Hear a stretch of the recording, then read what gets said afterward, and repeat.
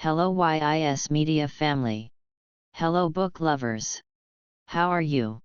Today we present to you the best book written by White Dove titled Pushing Your Limits. Subscribe to the media, like and share the video, and if you have any comments on the story, leave them in the comments section. Thank you. Now directly to the narrative. Pushing your limits. If you have ever found yourself holding back on something you really wanted to do, you are familiar with self-limitation.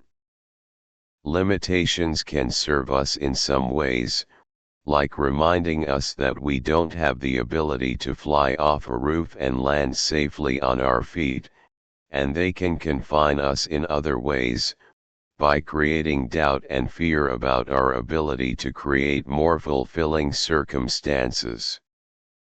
Luckily, most of our self-limitations are easily identified as helpful or harmful. We need only spend some time examining them and decide which we want to keep and which we want to discard. Take a moment to think about your own perceived limitations. What do you believe you can't do yet? What do you believe you'll never be able to do? Why do you think so? If these concepts seem vague and you're not sure what your own perceived limitations are, take some time to write them down. Try phrases like this: I can't because. Fill in the blanks, and hold any thick. Even if one of your ideas seems ridiculous and you logically know it isn't true, yet your gut confirms it's a strong you hold, write it down anyway. Once you've identified as many of your limiting beliefs as you can, take a closer look at them. Are any of them hopelessly impossible, or do they just feel that way? Have other people been able to accomplish something that you want to accomplish? Have you accomplished anything in the past that was difficult? How did you overcome the obstacles you faced? Could you apply the same process to any goal? There are no right or wrong answers here, only what you honestly think and feel. Now set your list aside. We'll be looking at it again later in this report, and let's delve into beliefs a bit deeper. Belief, the foundation of your life. Your beliefs are the foundation upon which your entire life rests. This foundation was formed by your childhood conditioning, the experiences you've had during the course of your life, and the conclusions you've drawn as a result of them. Every action, or non-action, you've taken during your lifetime has been encouraged or discouraged by these beliefs. Consequently, most of the situations in your life are a result of your actions, or inactions. In order to begin pushing your limits and increasing your potential, you need to examine the beliefs you have about your limitations. You've started the process by making a list of your most obvious perceived limitations, but in order to effectively and permanently change them, you'll need to challenge them and actively work on expanding your concept of what is possible. Whether you realize it or not, you've got a certain internal set point where you think your capabilities stop in any given arena.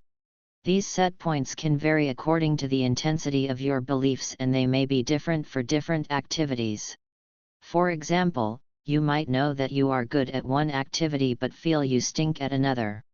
It can be helpful to examine the reasons why you feel this way, because most often our limiting beliefs hold no substance whatsoever. Maybe your older brother told you that you were too weak to be great at sports, so you never bothered to find out. Or your friend laughed at your artwork and you decided it was a stupid hobby anyway. It's bad enough when other people set limitations for us, but the problem is compounded when we begin doing it ourselves. No longer do we need others to tell us we stink at something, we come to the realization all by ourselves. No longer do we need someone to tell us we're a loser, one failure is enough to convince us. No longer do we need others to deflate our confidence, we can do it more effectively ourselves. What a shame this is! Do you see the pattern of destruction and the dimmed potential that results from it? For most of us, it takes only one negative experience to start an avalanche of massive proportions. Of course, it doesn't usually happen quickly but is rather the result of years of gradually decreasing belief in ourselves. Before we go any further, it's important to understand that your limiting beliefs were formed, sometimes by others in your life and sometimes by you. Either way, they can be unformed, smashed, rolled into a ball and formed into something else entirely, just like a lump of clay. Your beliefs are malleable and flexible.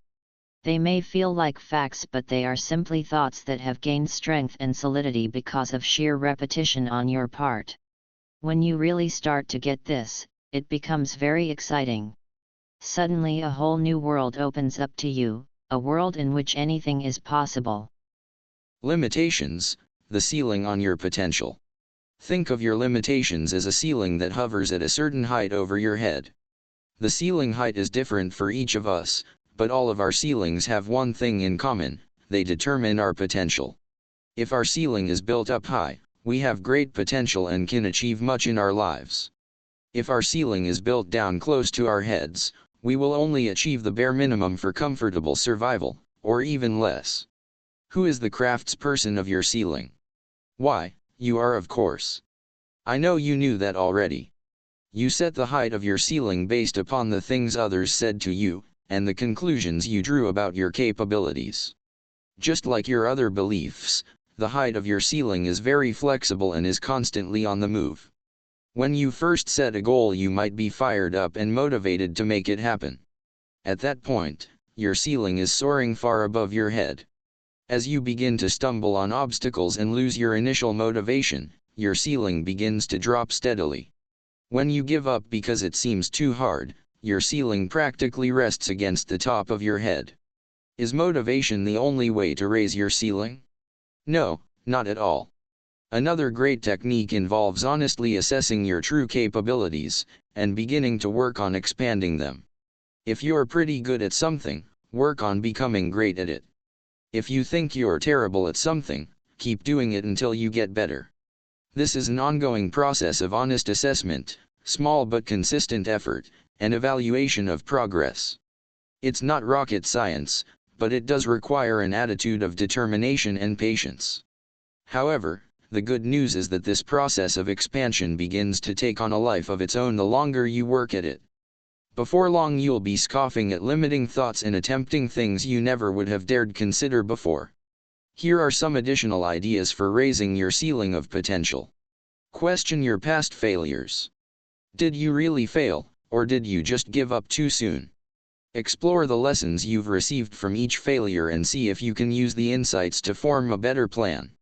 Be willing to pick up an old dream or hobby and start working on it again. Did someone convince you that your dream was stupid and not worth the effort? Did you really agree with them, or did you simply choose to believe without question? Re-examine your dreams and aspirations.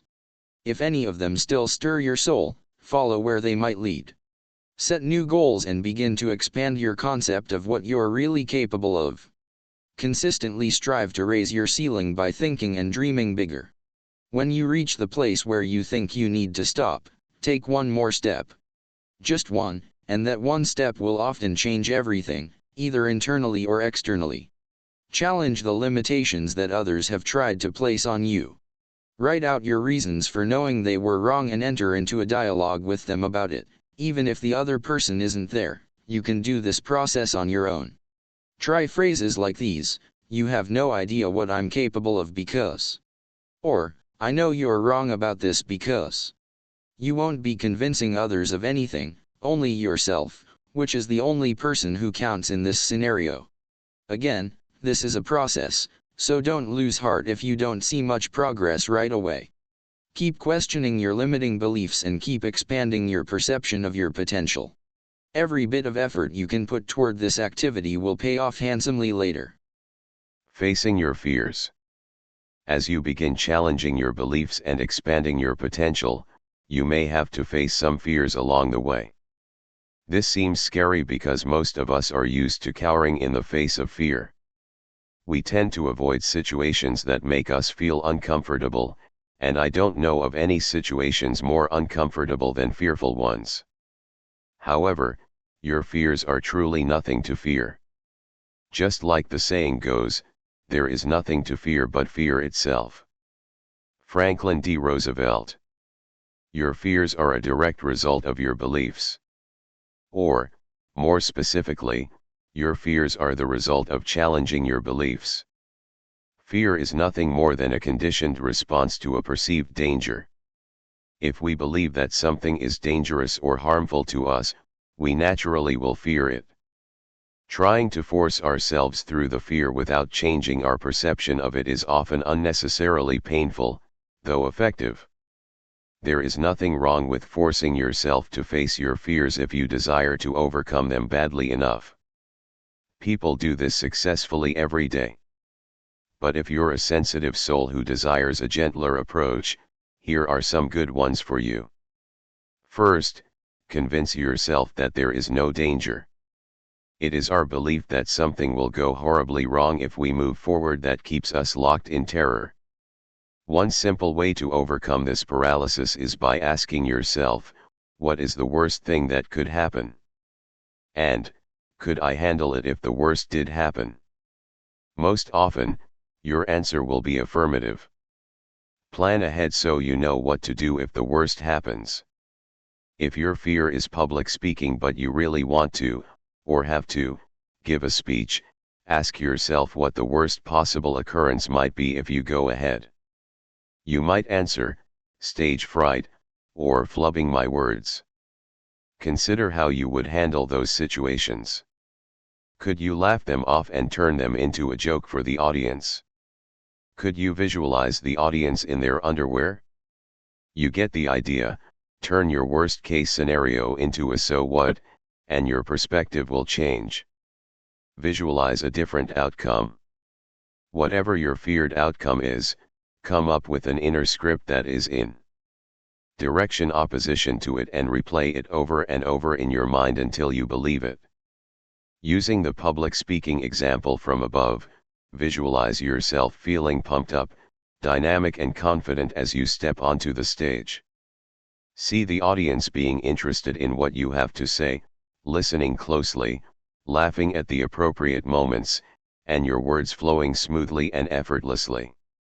Imagine the thunderous applause as you conclude your speech, and imagine the incredible sense of elation you'll feel for conquering your fear. Shrink your fears and squash them like a bug. We often feel that our fears are so much larger than we are. It feels like they loom over us, draining our power and diminishing our determination.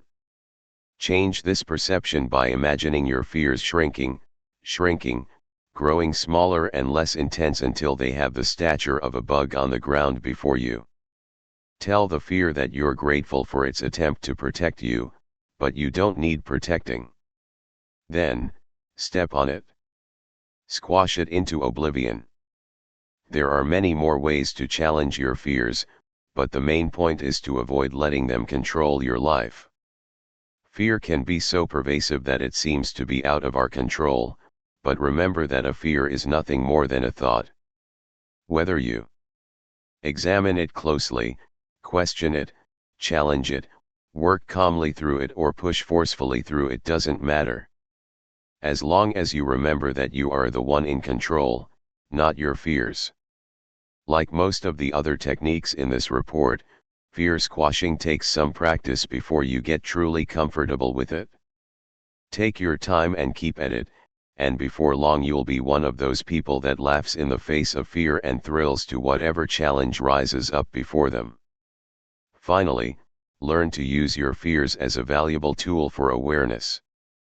We've covered the negative side of fear, but one benefit it does have is that it acts as a beacon to reveal your limiting beliefs. Any fear, besides genuine dangers, of course, can tell you something about yourself. Where fear lives, so do limiting beliefs. Learn to use this knowledge to your advantage. Follow your fears directly to the roots of your limiting beliefs, and yank them right out. Taking doubt out of the equation. Doubt is another destructive force in your life, and is often closely related to fear. In fact, fear can cause doubt, and doubt can cause fear. They can act as aggravators for each other, or coexist together and make your life hell. Worse, doubt is the dream destroyer. It's the anti-hope. It causes you to abandon your dreams before you even know for sure if they're possible or not. You simply decide they are not possible and drop them. Doubt can cause you to hang back when you'd rather be moving forward, and it can make you question your inner knowing. At their core, doubts are simply another form of limiting beliefs. If you doubt your ability to do something, you won't do it. You won't even attempt it. If you doubt the availability of opportunities, you will resign yourself to what you already have. If you doubt the goodness of other people, you will resist any help offered to you. In order to push your limits, you need to take doubt right out of the equation. You do this by embracing the opposite of doubt, belief. It's not as difficult as it sounds. What you have to do is make the decision to believe instead of doubt. It really is that simple. This is a decision you will need to make moment to moment, not just once. Every time you feel doubt creeping in, replace it with fervent belief. I doubt I can do this effectively becomes, I know I can do this effectively. I doubt it will turn out right becomes, I'm going to make sure this turns out right. I doubt I have what it takes to succeed becomes, I know I can develop any quality I need to succeed. At first, you may feel as if you're lying to yourself.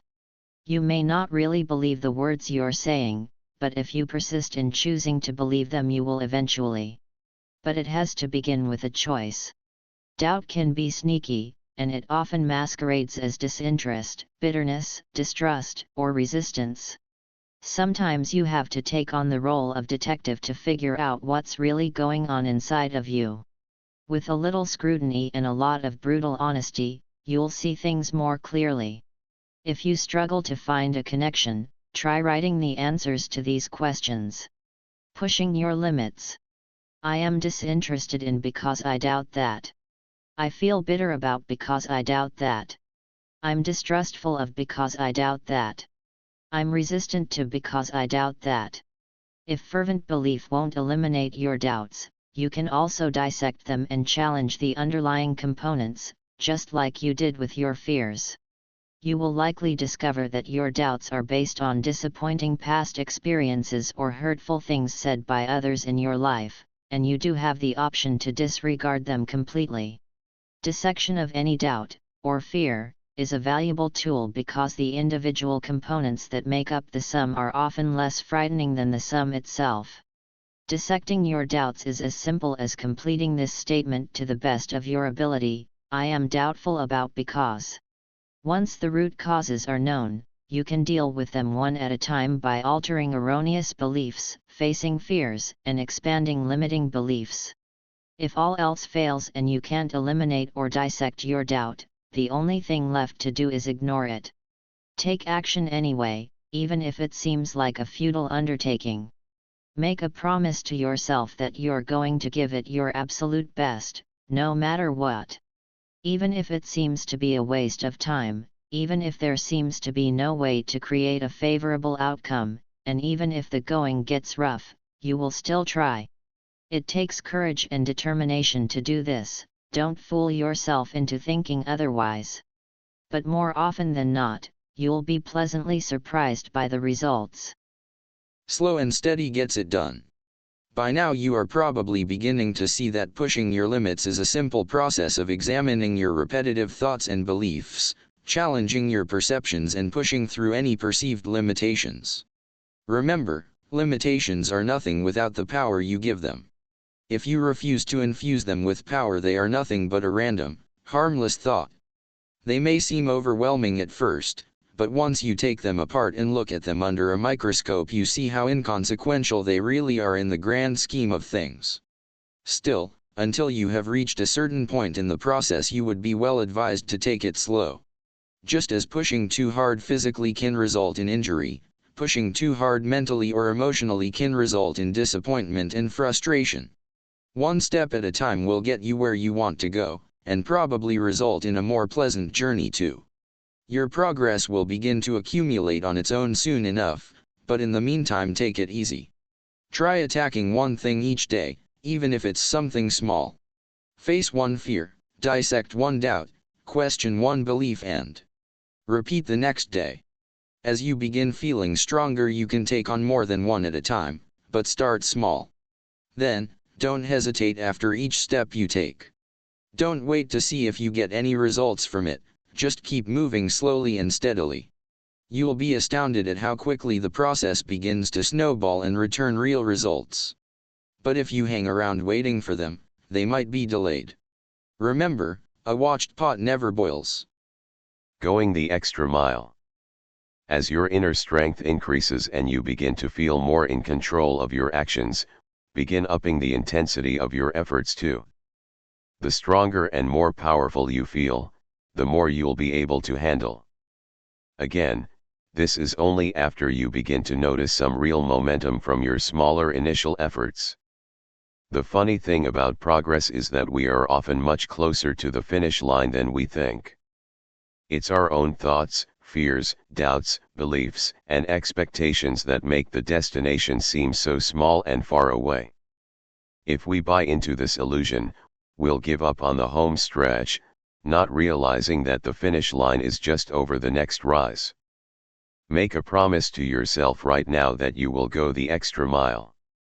Vow to go the extra mile, especially if you start to lose hope.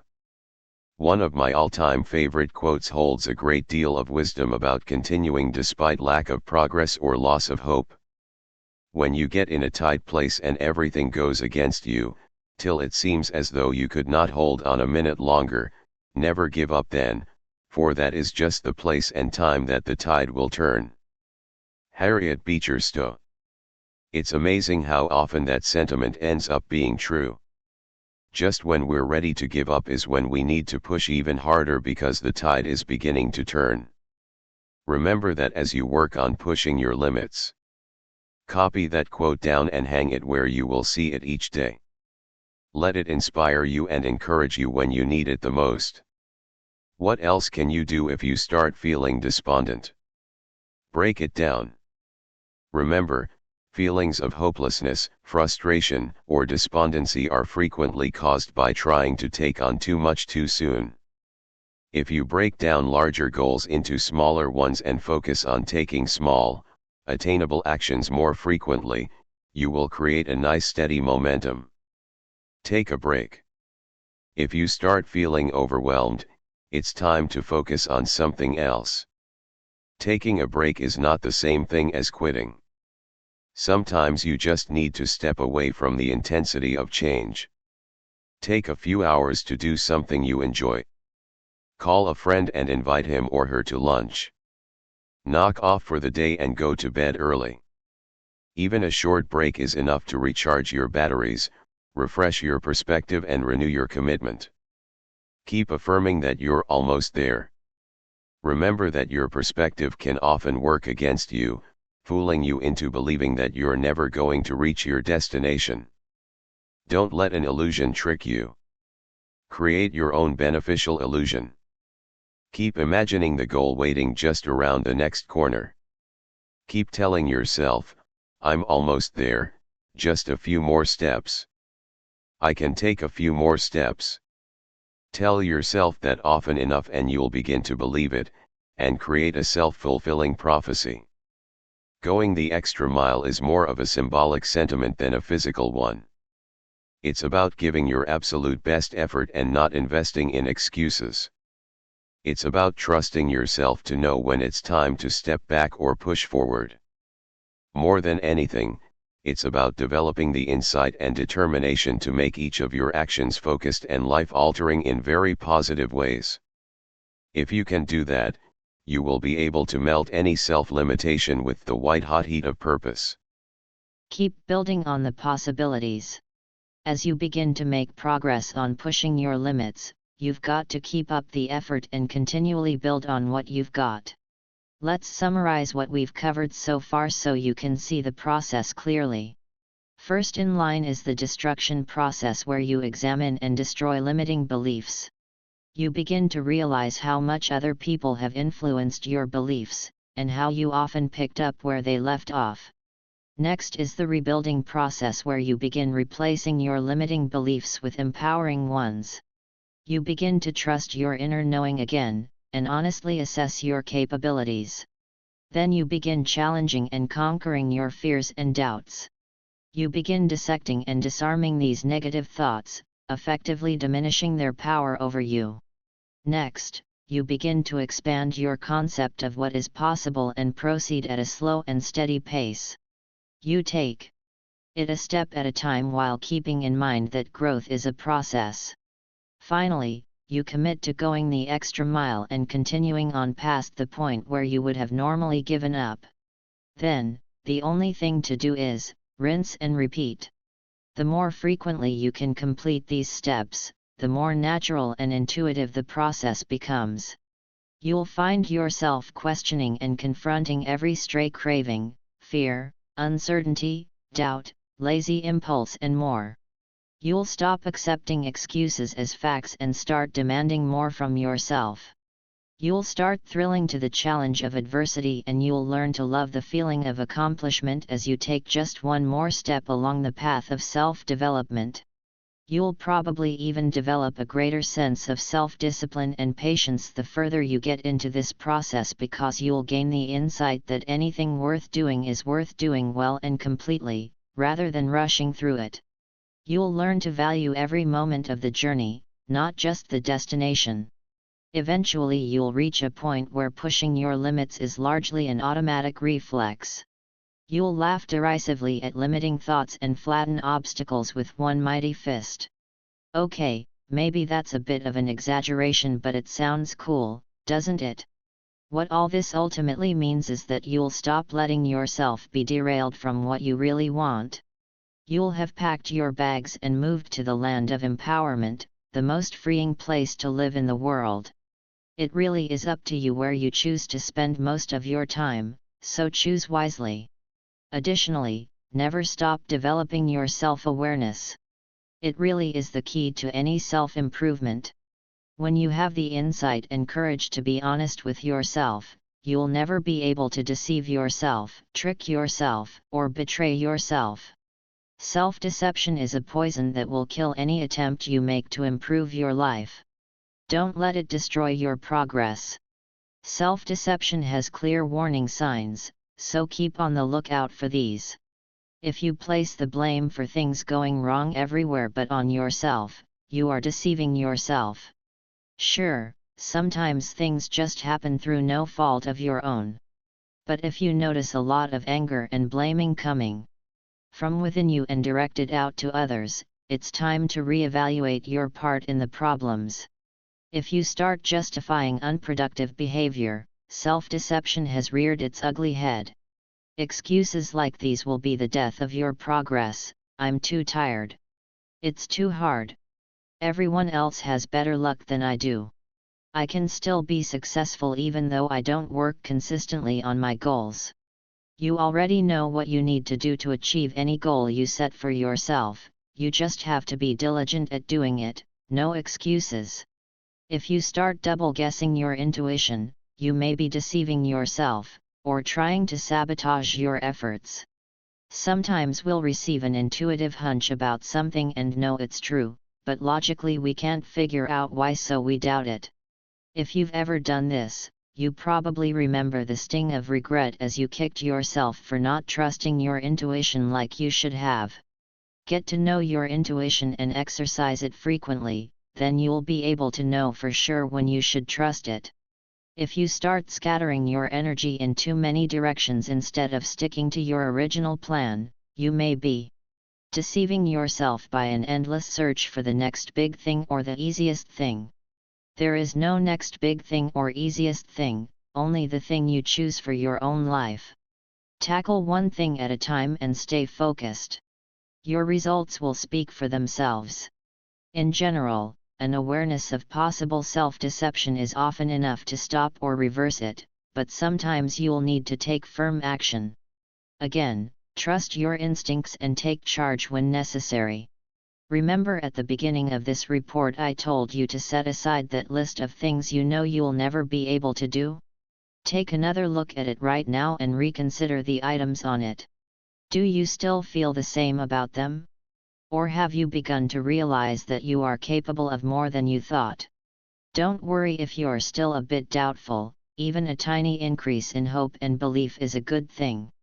Hang on to your list and keep reviewing it periodically. Do this especially once you begin to make measurable progress on pushing your limits, because you will likely feel a lot different about the concept of never. Maybe you'll decide you simply don't want to achieve the items on that list, or that you want to eventually but not right now. But with some of them, you just might surprise yourself. This concludes the narrative of White Dove's book entitled Pushing Your Limits. Dear members of the YIS Media family, we sincerely hope that you are happy with the story.